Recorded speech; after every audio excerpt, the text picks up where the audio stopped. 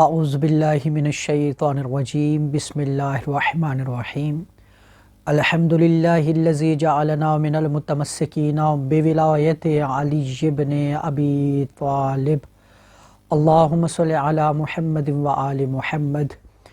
السلام علیکم ورحمۃ اللہ وبرکاتہ۔ یا علی علیہ السلام مدد۔ معزز ناظرین، میں سید اولاد حسین نقوی النجفی عرض کربلا ٹی وی کی جانب سے 20 جمادی الثانی کی خصوصی نشریات میں حاضر خدمت ہوں۔ اسد اللہ ایامکم سعیدہ۔ 20 جمادی الثانی کا دن بنت پیمبر سیدات النساء العالمین کی آمد کا دن ہے۔ میں عرض کربلا ٹی وی کی جانب سے آپ سب ناظرین کی خدمت میں ہدیہ تبریک پیش کرتا ہوں۔ ہر معصوم علیہ السلام کی آمد ہمارے لیے بہت بڑی خوشی کا دن ہے، بلکہ یہ دن ہمارے لیے عید سعید ہے۔ خالق کائنات حدیث قدسی میں ارشاد فرماتا ہے، کنتو کنزن مخفیا، کہ میں ایک چھپا ہوا خزانہ تھا، مجھے محبت پیدا ہوئی کہ میں پہچانا جاؤں۔ میں نے اپنے نور سے ایک نور کو جدا کیا۔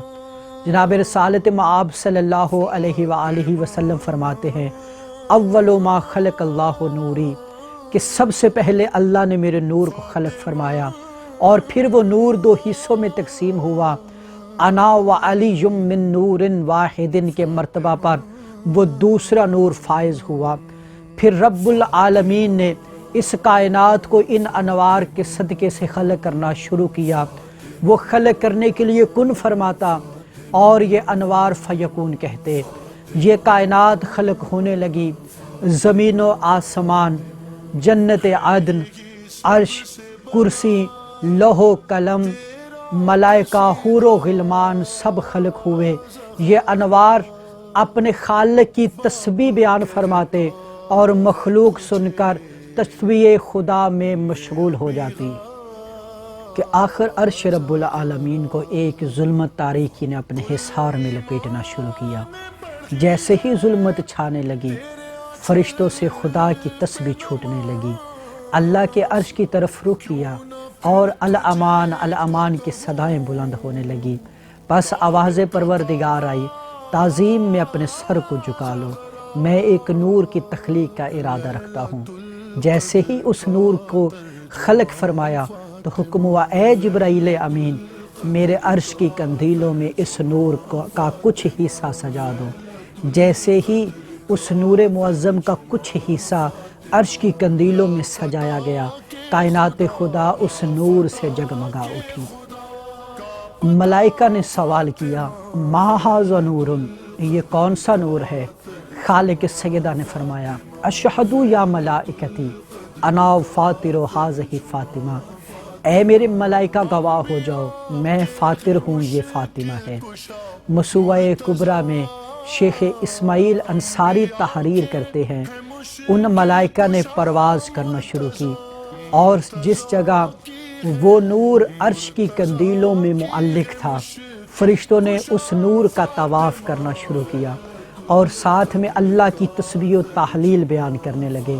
جیسے ہی تسبیح و تحلیل بیان کرنے لگے، اللہ نے فرمایا، اے میرے ملائکہ، یہ جو تم نے میری تسبیح بیان کی ہے، مجھے میری عزت و جلالت کی قسم ہے، اس تسبیح کا ثواب قیامت تک اس نور کی اولاد اور محبین کے نامہ اعمال میں شامل کرتا رہوں گا۔ بس ناظرین، آدم علیہ السلام کو خلق کیا گیا، انوار مطہرات پیشانی آدم میں آئے۔ جس نبی کی صلب میں یہ انوار آئے، اسے مصطفیٰ کرتے آئے۔ تمام انوار صلب انبیاء میں آئے، لیکن امام صادق آل محمد علیہ السلام فرماتے ہیں، نور سیدات العالمین کو اللہ نے صلب انبیاء میں نہ رکھا، بلکہ اپنے جنت عدن میں اس نور کو عظمت بخشی۔ بلکہ میں ایسا کیوں نہ کہوں کہ نور سیدات العالمین کا امین ہونے کے لیے محمد اور خدیجہ ہونا شرط ہے۔ کتاب بیت الاعضاء میں شیخ عباس قمی تحریر کرتے ہیں کہ امام محمد باقر العلوم علیہ السلام فرماتے ہیں کہ ہماری جدہ طاہرہ سلام اللہ علیہا کے نور اطہر سے اس روح زمین کو جب منور کرنے کا وقت آیا تو اللہ نے ہمارے نانا کو عرش پر بلایا۔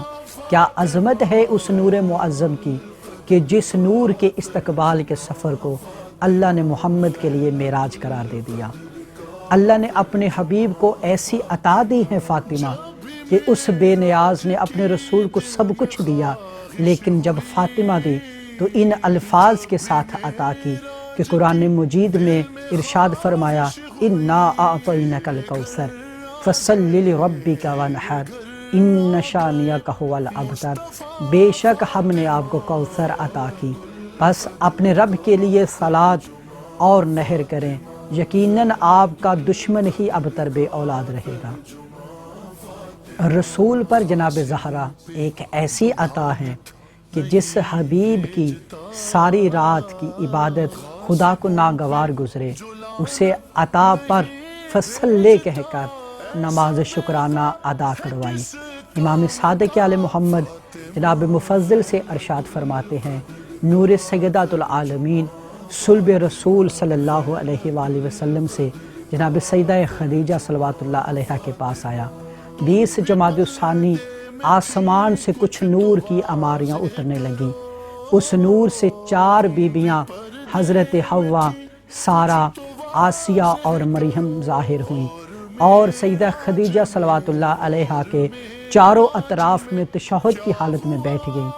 جیسے ہی یہ بیبیاں بیٹھیں، آسمان سے ایک اور نور اترنا شروع ہوا، اور اس نور سے حوران جنت اپنے ہاتھوں میں آب کوثر کے جام لیے ظاہر ہوئیں اور بڑے عزت و احترام کے ساتھ کھڑی ہو گئیں۔